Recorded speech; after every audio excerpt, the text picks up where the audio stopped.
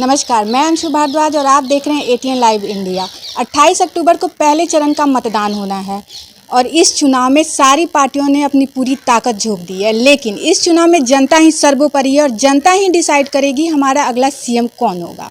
अभी मैं मौजूद हूँ पटना कॉलेज में, चूँकि वोटिंग में यूथ का सबसे बड़ा योगदान होता है। तो आइए जानते हैं यूथ का इस बारे में क्या कहना है कि हमारा अगला सीएम कौन होगा। इस बार के चुनाव में आप सत्ता पे किसको देखना चाहते हैं? जो अनएम्प्लॉयमेंट दूर करे उसको। आने वाली सरकार से आपको क्या उम्मीदें हैं? बस रोजगार। और भी तो सारे मुद्दे हैं ना। मुद्दे बहुत हैं, लेकिन सबसे पहले रोजगार मुद्दा है।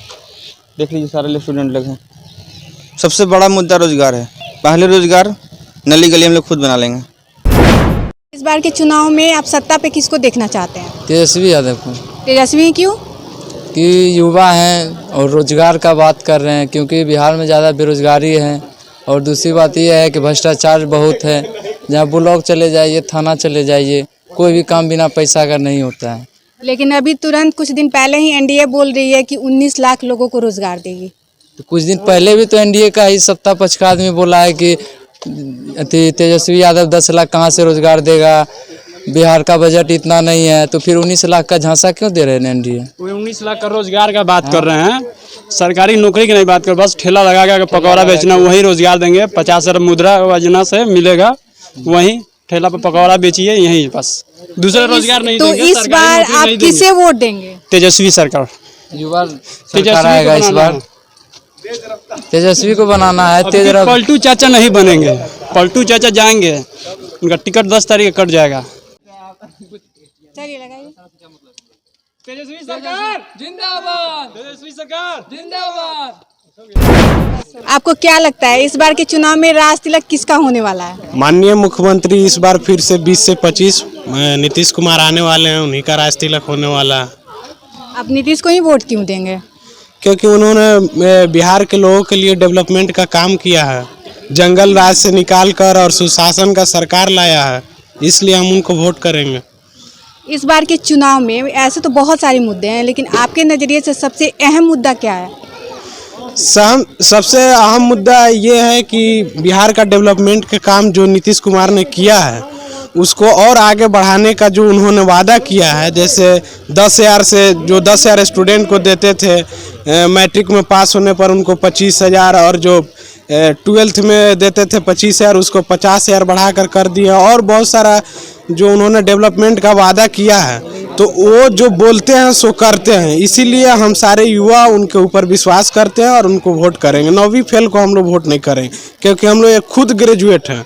तो 9वीं फेल को वोट करना हमको खुद अंदर से खुद को शर्म लगेगा कि किसको हम वोट कर रहे हैं और कौन हमारा। लेकिन तेजस्वी तो कह रहे हैं कि 10 लाख लोगों को सरकारी नौकरी मिलेगी। कहाँ से ला के देंगे? कौन सा सिस्टम से ला के देंगे? वही चारा घोटाला वाला पैसा से ला के दे देंगे? पहले उनसे पूछिए कि हाँ वो कहाँ से ले आके देंगे 10 लाख युवाओं को नौकरी। तो फिर आपको क्या लगता है, जो अभी एनडीए बोल रही है कि 19 लाख लोगों को रोजगार देगी, तो क्या वो सच में देगी?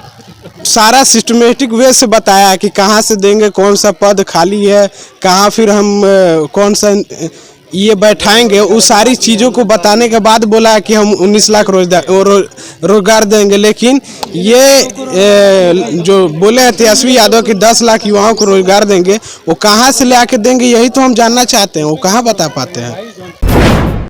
इस बार के चुनाव में अहम मुद्दा क्या है? अहम मुद्दा है रोजगार। ठीक, सबसे बड़ी बात है रोजगार, शिक्षा।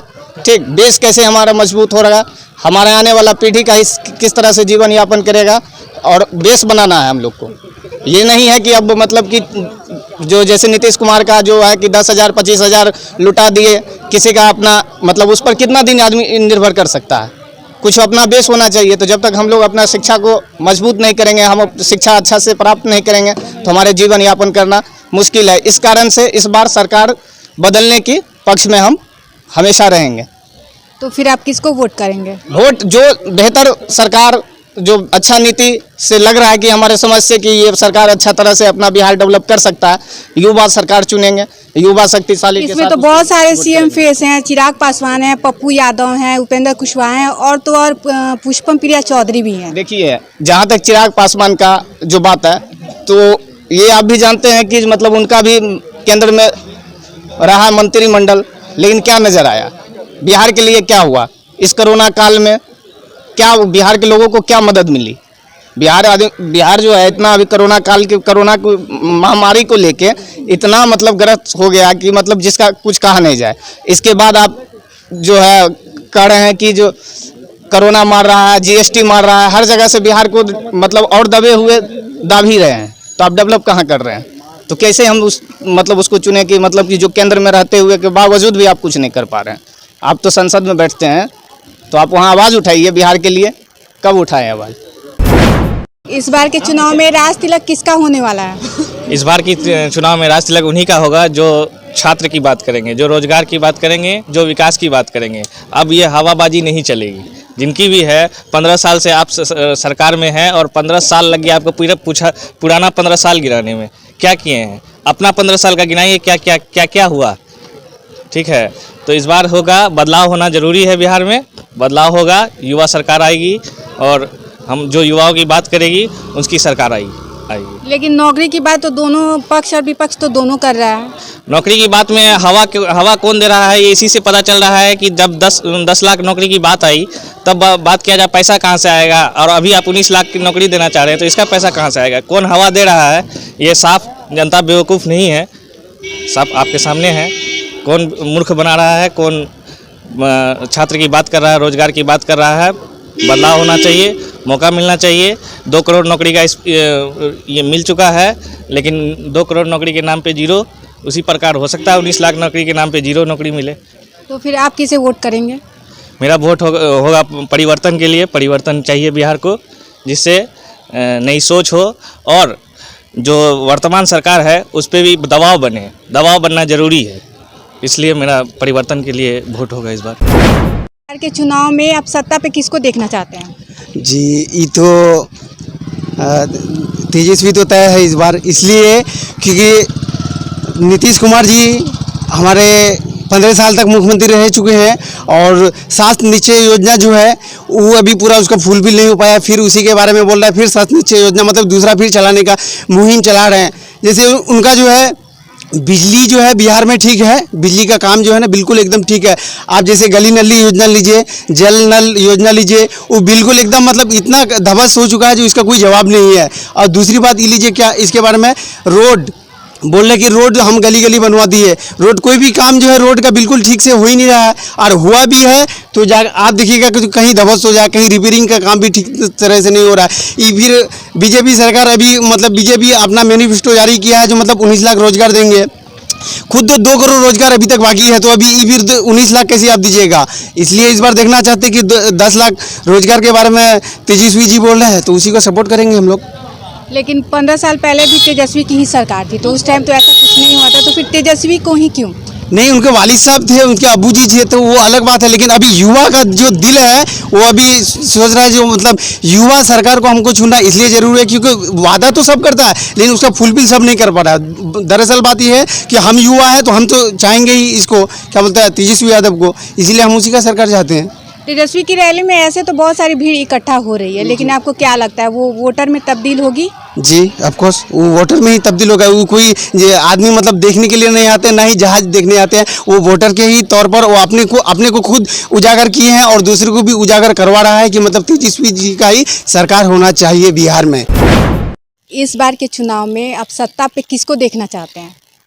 देखिए, एक्चुअली सत्ता पे हम लोग उन्हीं को देखना चाहते हैं जो युवाओं की रोज़गार की बात करते हैं, युवाओं की भरोसा दिलाना चाहते हैं कि हम रोज़गार देंगे। और जैसे तेजस्वी जी ने ये मुद्दा उठाया है कि हम युवाओं की रोज़गार देंगे, 10 लाख युवाओं की रोज़गार, हम लोग तो स्वाभाविक है तेजस्वी यादव जी को इस बार चाह रहे हैं क्योंकि हम लोग एक युवा हैं और युवा हम लोग घर से पढ़ने के लिए पटना में आए हुए हैं और हम लोगों को रोज़गार की ज़रूरत है और रोज़गार चाहिए।